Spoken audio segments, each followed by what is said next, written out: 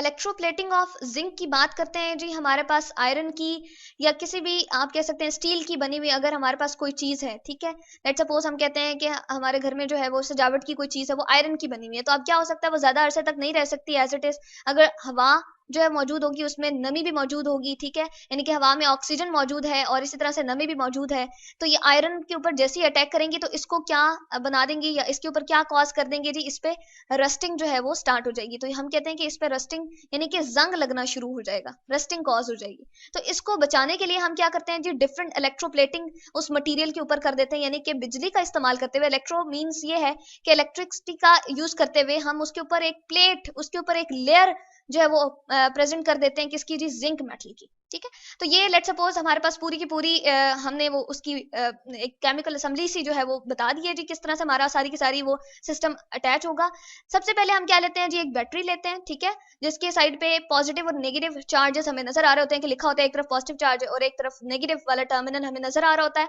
ठीक है जी, पॉजिटिव और नेगेटिव इस तरह से लिखा होता है। अब बैटरी के पॉजिटिव टर्मिनल से एक प्लेट को हम अटैच करते हैं और वो यूजुअली क्या होती है जी, पॉजिटिवली चार्ज होती है, ठीक है। और इसके ऊपर हम कहते हैं कि ये हमारे पास क्या है, एनोड है, इसका नाम हम क्या रखते हैं, एनोड रखते हैं। और इसके ऊपर जो प्रोसेस हो रहा होता है वो क्या होता है जी, ऑक्सीडेशन होता है, यानी कि इसके ऊपर जो भी हमारे पास मेटल है, ये जिस चीज की भी बनी हुई है, वो अपने अंदर से इलेक्ट्रॉन को रिमूव करेगा, यानी कि इलेक्ट्रॉन को रिमूव करना हमारे पास क्या प्रोसेस है जी, ऑक्सीडेशन है। एनोड पे हमेशा ऑक्सीडेशन हो रही होती है। और नेगेटिव बैटरी के टर्मिनल को देखें हम अगर, तो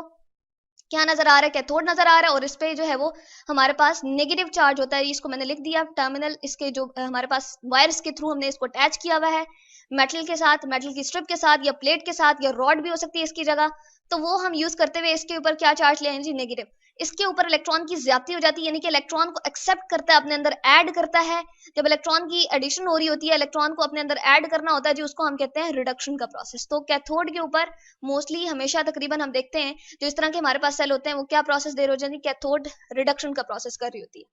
अब ये वो वाली हमारी मेटल है जो हमने बताई कि आयरन हमारे पास मौजूद है तो उसको जंग लगने का खदशा है, तो हम क्या करते हैं, इसको सोल्यूशन में डिप कर देते हैं इन दोनों प्लेट्स को। एक तो प्योर जो हमारी किसकी बनी हुई है जी, जिंक की बनी हुई है, तो मैं यहाँ पर लिख देती हूँ ये जो एनोड है हमारे पास किसकी बनी हुई है, मैं यहाँ लिखती हूँ जी, प्योर जिंक की बनी हुई है हमारे पास, ठीक है, प्योर जिंक की हमारे पास ये मेटल है, ठीक है। और इसमें कोई और कोई भी हमारे पास मेटल दूसरी शामिल नहीं है। अब ये क्या करती है, ये हमारे पास इसको हमने सोल्यूशन के अंदर जैसे रखा जो कि जिंक सल्फेट का सोल्यूशन है, तो जिंक सल्फेट का सोल्यूशन जो है वो किस में डिवाइड हो जाएगा, यहाँ पर मैं लिख देती हूँ जी, यहाँ पर हमने लिखा जिंक सल्फेट, ठीक है जी। और ये एक्वस सोल्यूशन है हमारे पास, जैसे ही वाटर में हम डालेंगे तो ये अपने रिस्पेक्टिव आइंस में चेंज हो जाएगा। जिंक पॉजिटिव आइन और इसकी ऑक्सीडेशन स्टेट 2 होती है, ठीक है जी। सल्फेट की जो वैलेंसी है या ऑक्सीडेशन स्टेट है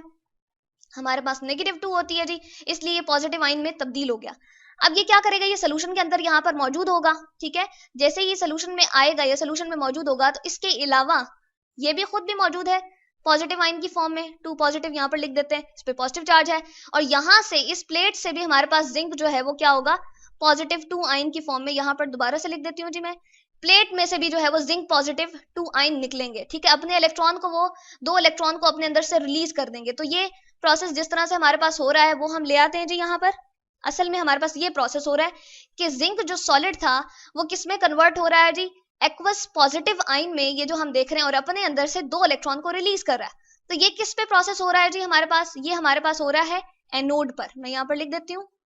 ये प्रोसेस हमारे पास चल रहा है एनोड पर। और अभी मैंने बताया था कि एनोड पे हमारे पास कौन सा प्रोसेस होता है जी, इसको हम कहते हैं ऑक्सीडेशन, ठीक है, अपने अंदर से इलेक्ट्रॉन को रिलीज कर देना, अपने अंदर से इलेक्ट्रॉन को निकालना, उस प्रोसेस को हम कहते हैं जी ऑक्सीडेशन। तो एनोड पे हमारे पास क्या प्रोसेस चल रहा है जी, ऑक्सीडेशन का प्रोसेस चल रहा है, यानी कि जिंक सॉलिड जो था अपने अंदर से 2 इलेक्ट्रॉन को रिलीज कर देता है और पॉजिटिव आइन में तब्दील हो जाता है। तो यहाँ से जब वो पॉजिटिव आइन हमारे पास सोल्यूशन में बहुत ज्यादा अमाउंट में हो जाते हैं तो वो देखते हैं कि इस मेटल, वो जो 2 इलेक्ट्रॉन थे वो कहाँ जाएंगे जी, वो यहाँ से ट्रेवल करते हुए बैटरी में से होते हुए इस प्लेट के ऊपर आ जाएंगे और इस प्लेट को जो है वो क्या कर देंगे जी, नेगेटिवली चार्ज कर देंगे। यहाँ पर हम शो कर रहे हैं जी, नेगेटिव चार्ज इसके ऊपर आ गया, ठीक है। तो नेगेटिव चार्ज की वजह से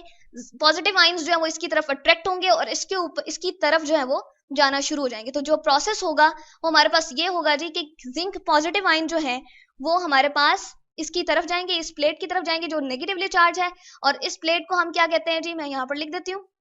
इसको हम कह रहे हैं जी कैथोड, ठीक है, यहाँ पर मैं लिख देती हूँ जी कि हमारे पास कैथोड है, और कैथोड पे हमने पहले बताया कि प्रोसेस कौन सा हो रहा है, इलेक्ट्रॉन को ऐड करना अपने अंदर, उसको हम कहते हैं जी रिडक्शन। तो यहाँ पर हम ले आते हैं जी, ये हमारे पास प्रोसेस हो रहा है रिडक्शन का। तो यहाँ से हमें पता चला इलेक्ट्रॉन जो पॉजिटिव, हमारे पास इलेक्ट्रॉन जो थे वो यहाँ पर मौजूद थे, पॉजिटिव आयन ने, जिंक पॉजिटिव आयन ने अपने अंदर शामिल कर लिए और फिर एटम में कन्वर्ट हो गए। तो जिंक एटम की यहाँ पर हम देख रहे हैं जिंक आयंस इसके ऊपर डिपॉजिट होना शुरू हो जाएंगे, आयंस की फॉर्म में होंगे, लेकिन वो इसकी तरफ अट्रैक्ट होके इलेक्ट्रॉन को अपने अंदर ऐड करके और न्यूट्रल एटम में कन्वर्ट होते जाएंगे। और इस तरह से हम देखेंगे कि जो प्लेट हमने यूज की हुई थी, जो आयरन की बेसिकली पहले थी और इसको जंग लगने का खर्चा था, इसके ऊपर सारी की सारी जो लेयर बन जाएगी, जो हमारे पास जिंक मेटल हमने यूज की थी उसकी लेयर जो है वो क्या हो जाएगी जी, डिपॉजिट हो जाएगी। तो इस तरह से हम देख सकते हैं कि इसका जो सारे के सारे ऊपर से लेयर फॉर्मेशन थी वो अब आयरन की नहीं रहेगी, हमें आयरन नहीं नजर आ रहा होगा, और डायरेक्ट कांटेक्ट इसका एयर से या वाटर से नहीं होगा, बल्कि अब ये क्या बन चुकी है, मुकम्मल तौर पर जिंक की इसके ऊपर कोटिंग हो चुकी है, जिंक की प्लेटिंग हो चुकी है। बिजली की मदद से, इलेक्ट्रिसिटी को यूज करते हुए हमने इसकी प्लेटिंग कर दी। अब इस पे मजीद रस्टिंग जो है वो नहीं हो सकती, जब इसको हमने इलेक्ट्रोप्लेटेड ऑफ जिंक बना दिए, यानी कि इलेक्ट्रोप्लेटिंग कर दी है जिंक की। तो इस तरह से हम देख सकते हैं कि जी हमने इलेक्ट्रोप्लेटिंग ऑफ जिंक की।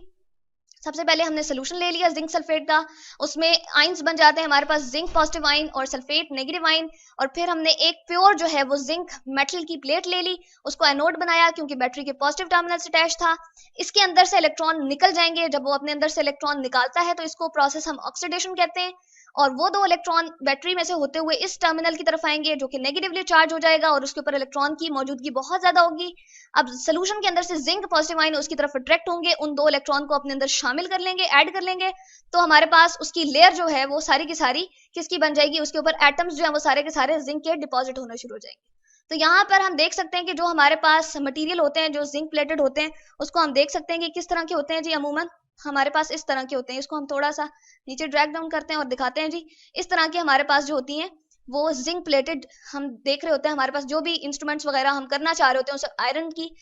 फॉर्म से या आयरन की वजह से हम कहते हैं कि जंग लग जाता है, तो उसको हम जिंक प्लेटेड बना देते हैं और फिर कहते हैं कि ये हमारे पास मुकम्मल तौर पे जो है वो क्या बन गया है, जिंक प्लेटेड हो गया, इस पे जो है मजीद जंग नहीं लग सकता। तो इस तरह से हम बहुत सारे जो है वो इंस्ट्रूमेंट को जिंक प्लेटिंग करके और महफूज बना सकते हैं ताकि उस पर रस्टिंग मजीद ना हो। तो ये है जी इलेक्ट्रोप्लेटिंग ऑफ जिंक।